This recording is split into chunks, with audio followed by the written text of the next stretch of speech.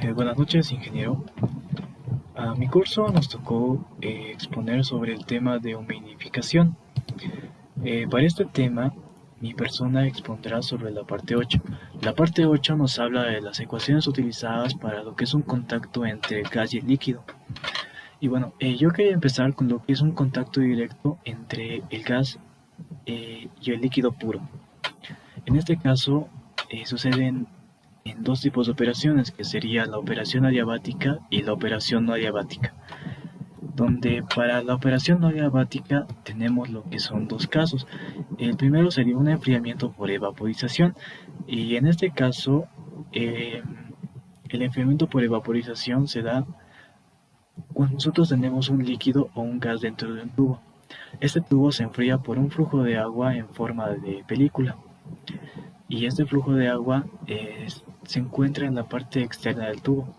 Pero también mencionar que existe un enfriamiento, ya que hay un contacto directo en, hay un contacto directo con el aire. Eh, para, el, para el segundo caso hablamos de la deshumidificación de un gas. En este caso hablamos de una mezcla entre lo que es el vapor y el gas, y este se pone en contacto con lo que es un tubo refrigerante. Y cuando existe esta clase de contacto, lo que se genera es un vapor que se condensa en los tubos. Y bueno, para las operaciones adiabáticas, sabemos que estas se llevan a cabo en algún tipo de torre empacada, donde hay algún tipo de flujo gas líquido que va en contracorriente. Y como podemos ver en la imagen, tenemos lo que es un enfriamiento entre un líquido, donde tenemos lo que es una transferencia entre el calor sensible y también la transferencia de la evaporización, donde podemos notar cómo tenemos lo que es el agua, el calor, el líquido va entrando, pero el gas húmedo va saliendo. Para la entalpía específica, tenemos que es la suma de calor sensible de gas y el calor latente de vaporización, donde la suma de calor sensible puede ser de 1 kilogramo de gas, y la vaporización prácticamente hablamos del vapor que contiene en las referencias entálpicas. Y en este caso podemos también notar que cuando tenemos una referencia del agua líquido a 0 grados centígrados, ya nos darían lo que sería una temperatura, la temperatura, la temperatura inicial y el calor latente. Para la temperatura de saturación adiabática tenemos lo que es una temperatura la cual es alcanzada por la masa de gas cuando ésta se pone en contacto con el líquido a condiciones adiabáticas. Y como podemos ver ahí la fórmula, en esta parte hablamos de lo que es una humedad de saturación de la temperatura menos la humedad, y esta tiene que ser igual a lo que es el calor específico de la masa de la humedad, y esta se divide por lo que es el calor latente de la saturación. Y también tenemos lo que es una diferencia entre la temperatura y la temperatura de saturación, las cuales se dan siempre en lo que es la parte adiabática. Para el sistema de interacción de aire, para esta parte lo que tenemos es el estado de masa de aire seco, el cual queda definido por la presión de temperatura.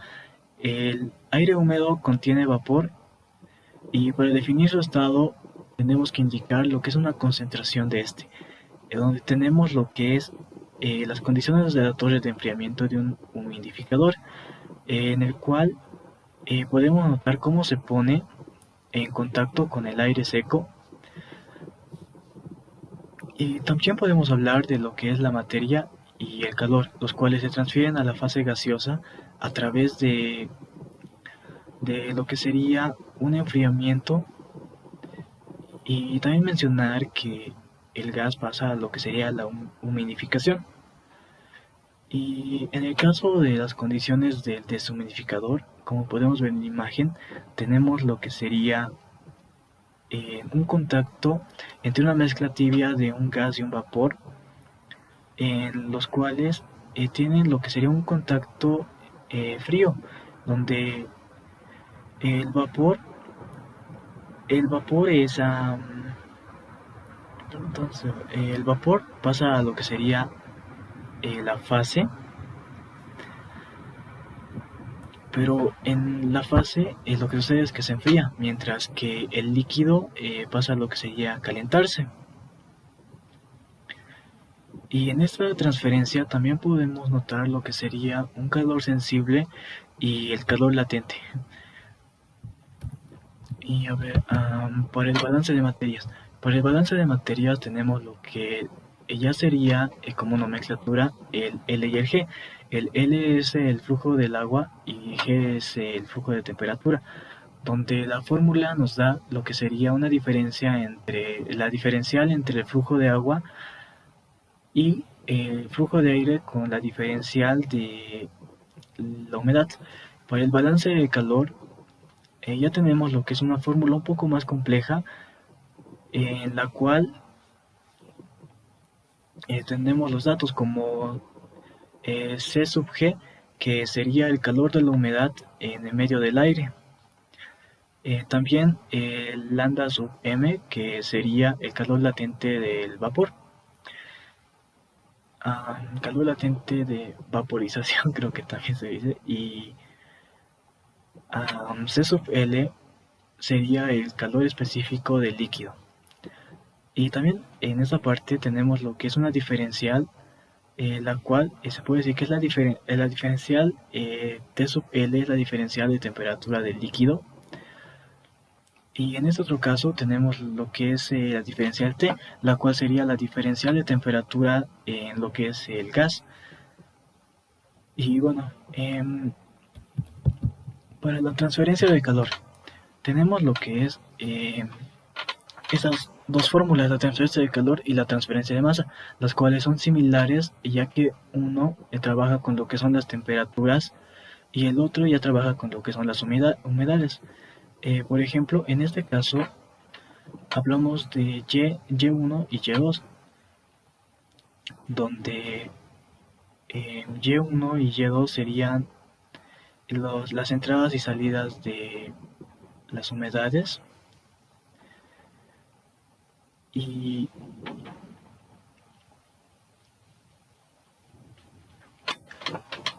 cuando hablamos de solo una Y, hablamos de lo que es una humedad de equilibrio, y la Y que tiene un asterisco sería la humedad de aire media. Y también ahí podemos mencionar lo que sería el, el KGA, K sub GA, el cual es el coeficiente de transferencia de lo que es el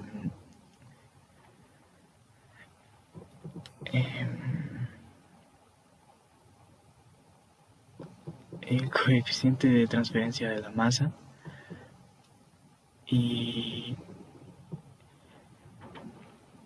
el HGA sería igual, o sea, un coeficiente de transferencia, pero este coeficiente de transferencia es más como no tanto de calor, sino sería de... Sí, es eso, o sea, es un coeficiente de transferencia, pero de calor. Y a ver,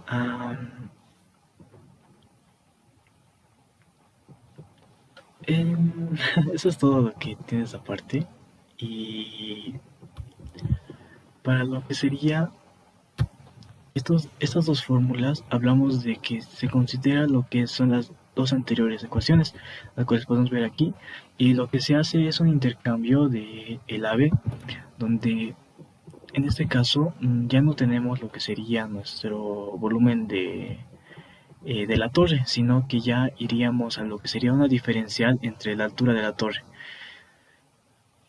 Y ya conocemos los datos, solo lo que pasa es que se intercambia esa parte de la diferencial de la altura de la torre. Y bueno, aplicando el balance entálpico para un enfriamiento adiabático, ya tenemos lo que sería los datos de G, CFG, y los únicos datos que serían incógnitas sería las Is. Por ejemplo, las Is, la I1 y I2 nos habla de la entalpía de aire, la cual está de entrada y de salida. En el caso del T sub L1 y T sub L2, hablamos de una temperatura de una temperatura de líquido. Para lo que es el T1 y T2, hablamos de una transferencia, una, eh, una temperatura del aire. Para el sistema de aire-agua, el número de Lewis es igual a 1. Entonces, lo que sucede aquí es que esta expresión que teníamos sale un poco más reducida, en la cual ya sería un poco más sencillo de resolverlo.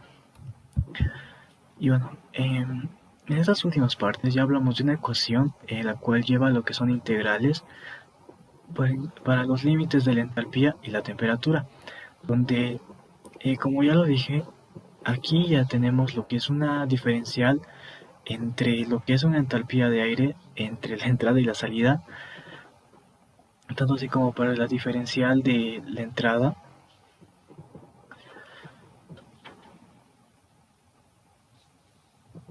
Y lo que sería,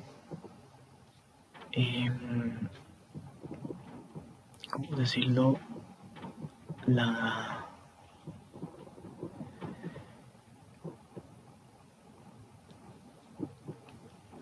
donde prácticamente tenemos lo que son prácticamente lo mismo, porque en uno hablamos de entalpía y en otro hablamos de temperatura, porque prácticamente solo es eso donde queremos airear los límites.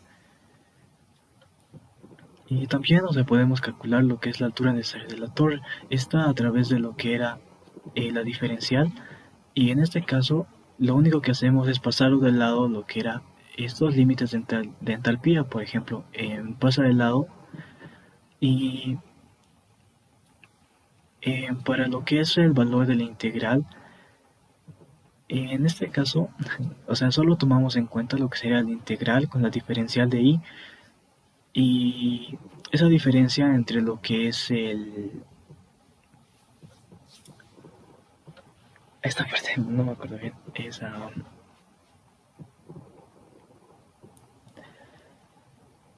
la entalpía de,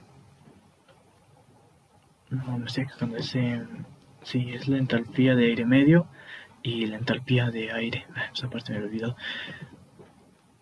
Y también hablamos del término de HI, el cual recibe la altura del evento de transmisión.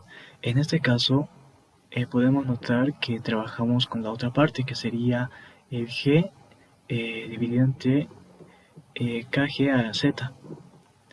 Y conocemos todos esos datos en la nomenclatura.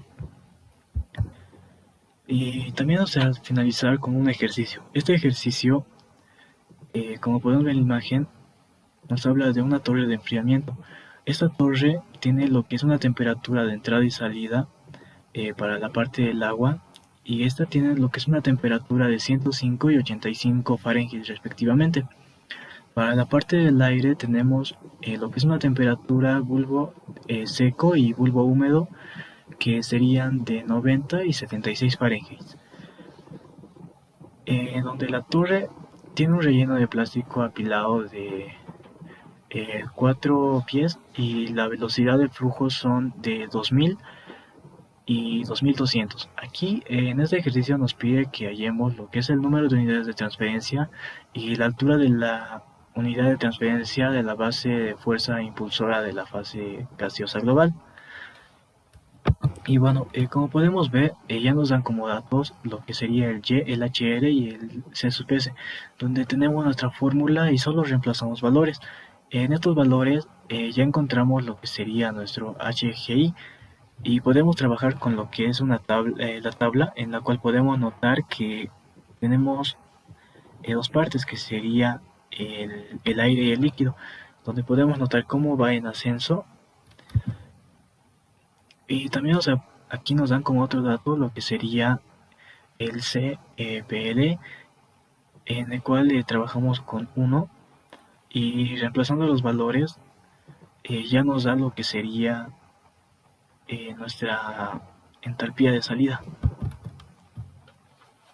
Para el valor y los puntos, ya tenemos los datos de lo que sería el TL2, el cual sería de 105 Fahrenheit, el TL1 de 85 Fahrenheit y lo que sería nuestra entrada, nuestra entalpía de entrada, que sería 32.7.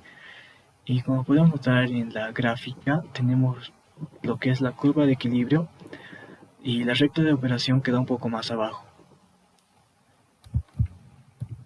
Y para las unidades de transferencia ya trabajamos con la diferencial de las entalpías, la integral de las entalpías.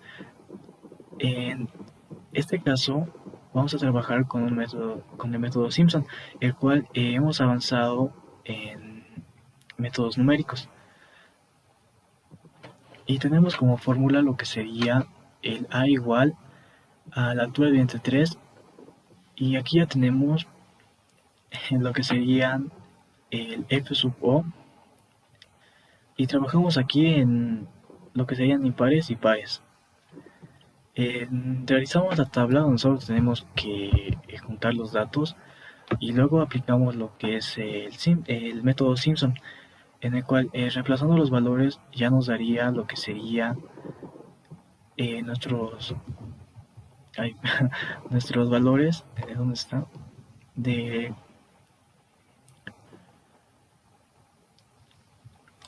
las transferencias. ¿Dónde está? Sí, donde hablamos ya de los elementos de transmisión en lo que es la altura y el número de elementos. Y bueno, eso sería todo en toda mi exposición.